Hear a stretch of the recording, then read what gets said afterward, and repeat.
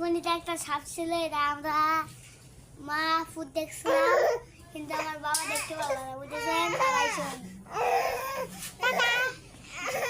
সাপটা গেছে গা ওই শাকের মধ্যে, এই শাকের মধ্যে গেছে গা, এই শাকের মধ্যে, যে এই শাকের মধ্যে গেছে গা ভাই, বুঝেছেন?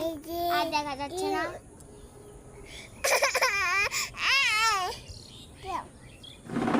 সাপটা একটু পর চেহারাটা দেখাবে, পাইছো?